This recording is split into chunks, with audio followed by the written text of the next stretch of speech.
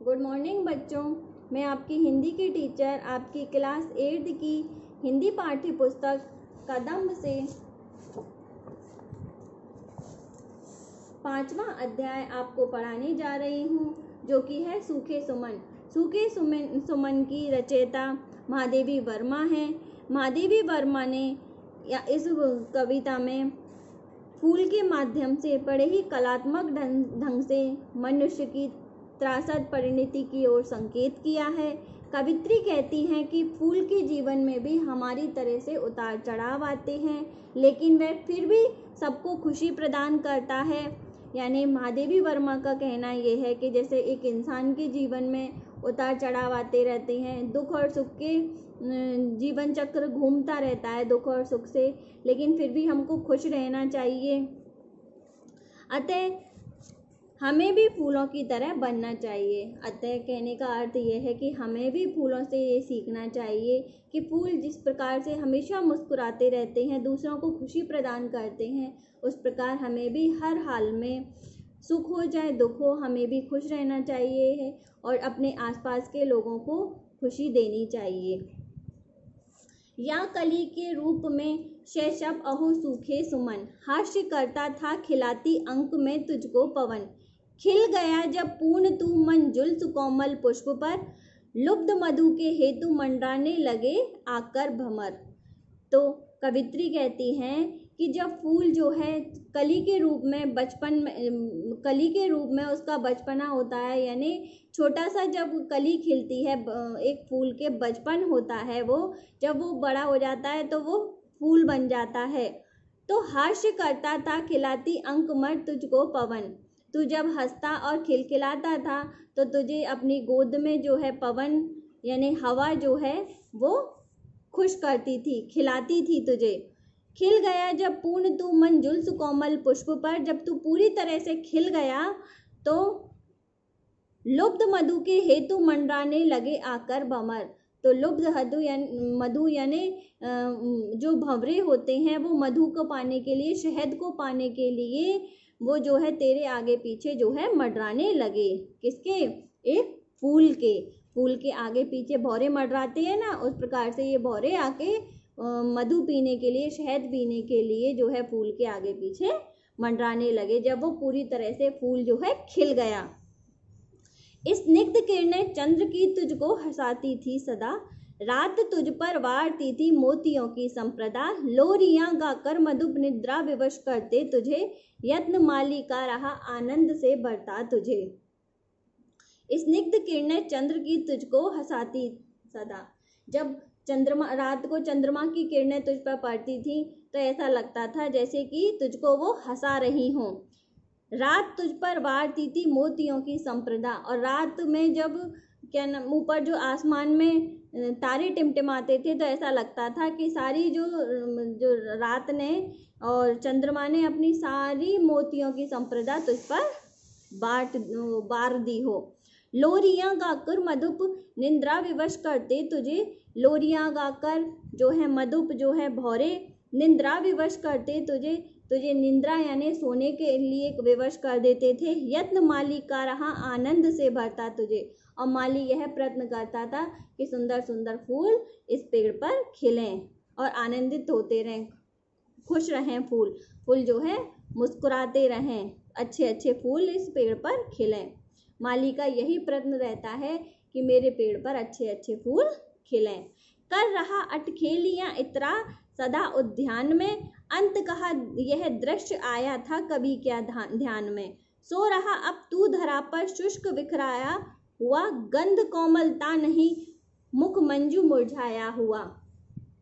जब तू सदा उद्यान में मीन्स बगीचे में जो है अटखेलियां करता रहता था, झूमता रहता था फूल जो है अपनी डाली पर, तो जब अंत का यह दृश्य आया, क्या तुझे ये अंत का दृश्य था कि मैं इस तरह से जो है किस तरह से कि अब तू नीचे टूट के जो है नीचे गिर गया है, धरती पर गिर गया है और बिल्कुल सूखा सा गिरा हुआ है, अब ना तुझ में खुशबू है और ना इस तुझ में खुशबू है और ना तुझ में मुस्कुराहट है।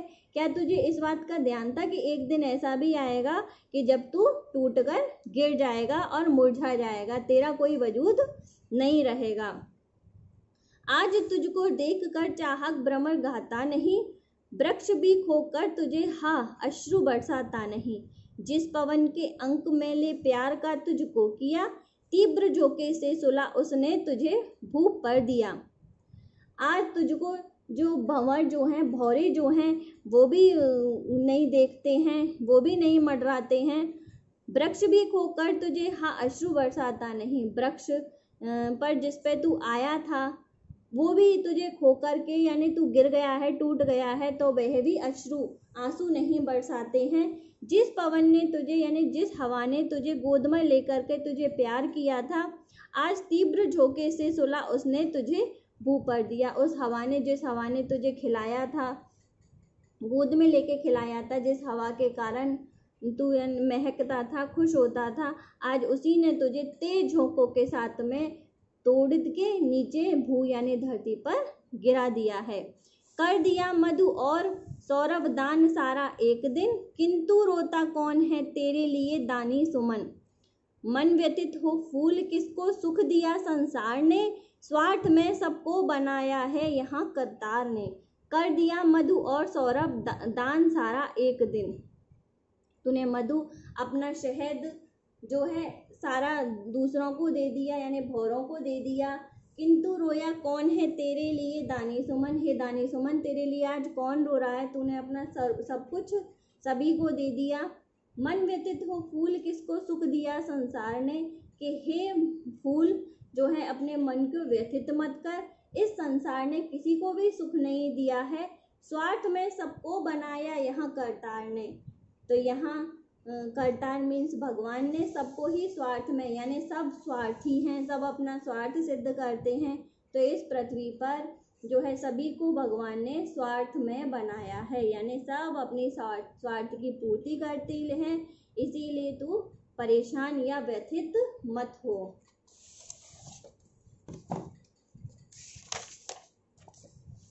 विश्व में हे फूल तू सबके हृदय भाता रहा, दान कर सर्वस्व फिर भी हाय हर्षाता रहा।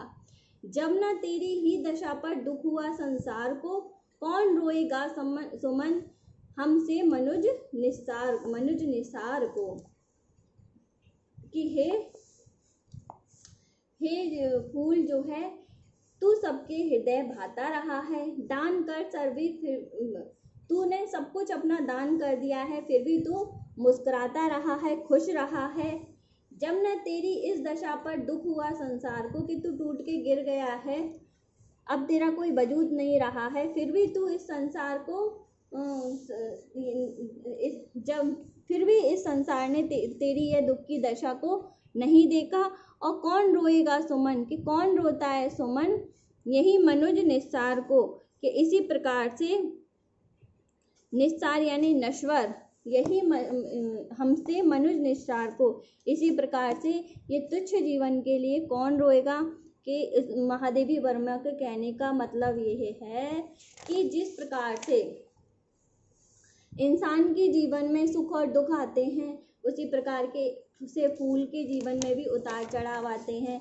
वह छोटा सा होता है, फिर वो बड़ा हो जाता है, खिलखिलाता रहता है, भौरों को शहद दान में देता है, मतलब अपने जीवन में जो भी कुछ करता है वो सब दूसरों के लिए ही करता है। फिर भी एक दिन क्या होता है, वो टूट के नीचे गिर जाता है और उसका कुछ भी नहीं होता, वो एक दिन धूल में ही मिल जाता है। उसी प्रकार इंसान के जीवन में भी विभिन्न प्रकार की परिस्थितियां आती हैं, सुख भी आता है, दुख भी आता है, लेकिन हमें कभी भी परेशान नहीं होना चाहिए। हमें हमेशा खुश रहना चाहिए और दूसरों को भी खुशी प्रदान करनी चाहिए, एक फूल की तरह। महादेवी वर्मा का जीवन चरित्र है, ये आप एक बार देख लेना बच्चों। इसमें कुछ शब्दार्थ दिए गए हैं, शैशव, बचपन, अंक, गोद, तो इन सबको आप देखना, पढ़ना और याद करना। आपके अभ्यास प्रश्न दिए गए हैं जो आपके साप्ताहिक गृह कार्य में दे दिए जाएंगे। धन्यवाद।